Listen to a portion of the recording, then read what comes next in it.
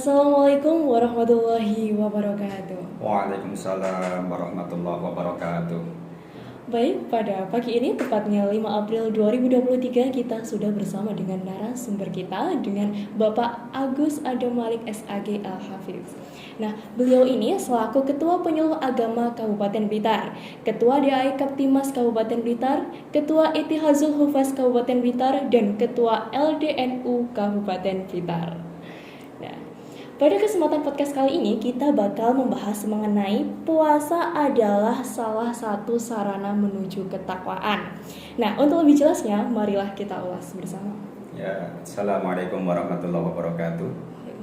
Para pemirsa yang budiman yang dirahmati Allah Subhanahu wa taala, alhamdulillah pada hari ini tanggal 5 kita bisa mengadakan podcast dalam bulan Ramadan ini.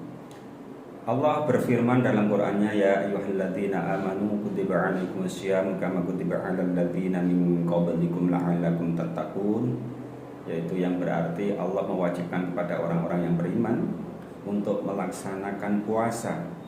Dengan kita melaksanakan puasa yang sesungguhnya, maka kita akan mendapatkan predikat takwa.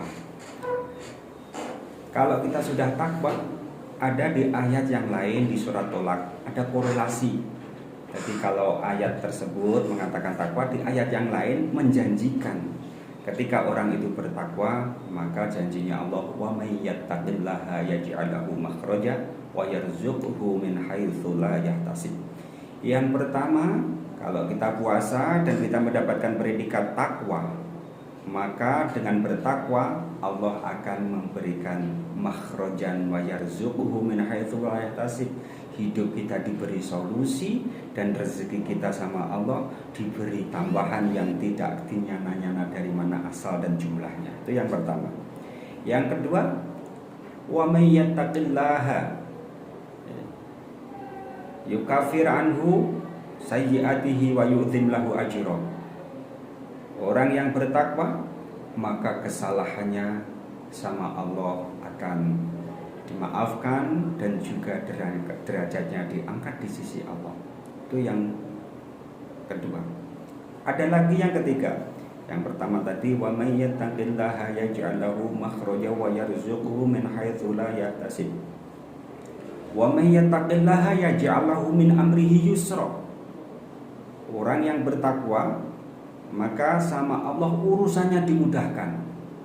Dan kita apabila melakukan puasa dengan benar, kita akan mendapatkan predikat takwa dan janjinya Allah, hidup kita diberi solusi, urusan kita dimudahkan, kesalahan kita dimaafkan oleh Allah Subhanahu wa taala dan derajat kita diangkat oleh Allah Subhanahu wa taala.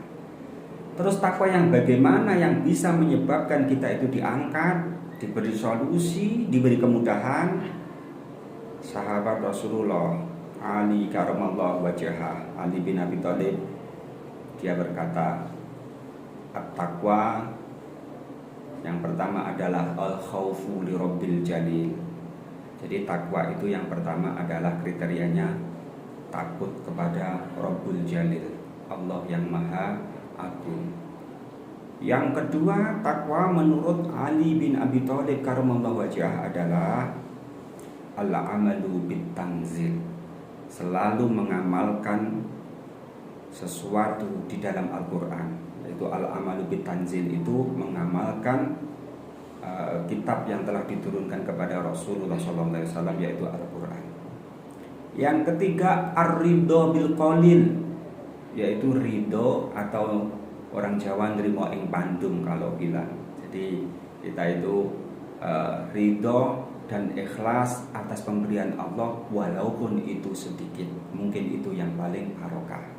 Dan yang terakhir, takwa menurut Ali bin Abi Thalib karamallahu wajhah adalah al-istidadu li yaumir rahil, mempersiapkan diri,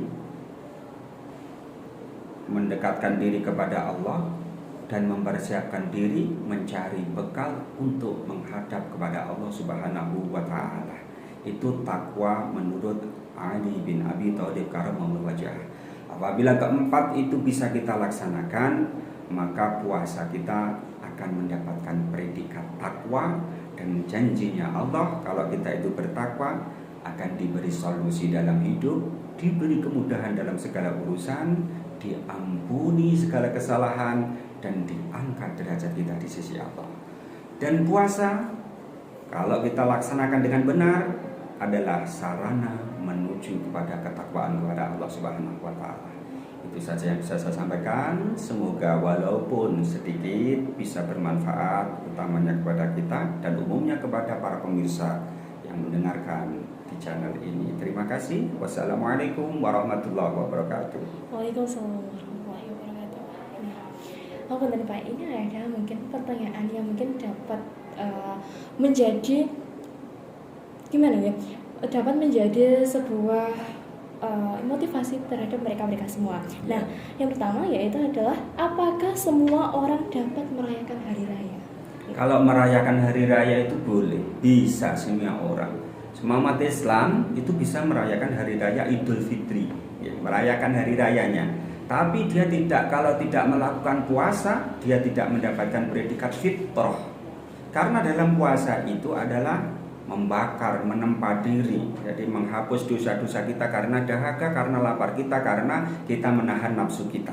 Dan setelah kita menahan nafsu kita, maka dosa-dosa kita itu dihapus oleh Allah Subhanahu wa taala, sehingga puasanya habis atau Ramadannya habis, kita masuk di bulan Syawal. Setelah kita menunaikan membayar zakat, kita kembali kepada fitrahnya manusia, yaitu suci. Sehingga setelah puasa kita suci dosa yang hubungannya dengan Allah Subhanahu wa taala. Adapun dosa dengan manusia yang lain, kita harus halal bihalal, harus saling memaafkan. Kalau sesama lelaki ya berjabat tangan, kalau dengan perempuan ya kita memberi isyarat saja, ya. Kalau sesama muhrim gak apa-apa kita salaman. Kalau saya dengan istri saya itu salaman dan rangkul-rangkulan itu karena muhrim. Terus setelah itu dengan anak saya, dan setelah itu kita berdoa.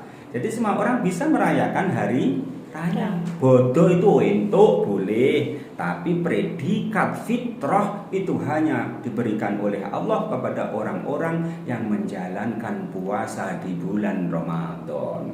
Jadi boleh, nanti kalau dikira nggak boleh hari raya kadung omahe dicat katanya tadi. Rumahnya sudah dicat, jajannya sudah nyepak, bajunya sudah baru, nanti nggak boleh hari raya. Boleh siapapun merayakan hari raya boleh, tapi predikat fitrah manusia atau kembali ke fitri hanya kepada orang-orang yang menjalankan puasa di bulan Ramadan. Ya, pesan saya, semoga puasa hari ini atau di bulan ini, di tahun ini kita bisa menjalankan dengan khusyuk dan kita mendapatkan predikat takwa. Setelah puasa nanti kita akan kembali kepada fitrahnya manusia, yaitu suci dari dosa yang hubungannya dengan Allah Subhanahu wa taala. Dan di bulan Syawal nanti kita bersilaturahmi paling tidak atau wajib kita kepada orang tua, kepada guru-guru kita, dan kepada handai tolan, sanak famili dan tetangga kita. Dengan begitu dosa kita yang ada hubungannya dengan Allah dihapuskan di bulan puasa, dosa kita sesama hak Adam dihapus di bulan hari raya Idul Fitri. Nah, itu tadi mengenai ulasan yang dapat kita sampaikan. Nah, ada pun pesan moral yang dapat kita petik dari semua ini. Dengan berpuasa kita bisa mencegah kemaksiatan. Amin. Alhamdulillah. Sekian mungkin dari saya dan juga pemirsa. Terima kasih. Wassalamualaikum warahmatullahi wabarakatuh. Waalaikumsalam warahmatullahi wabarakatuh.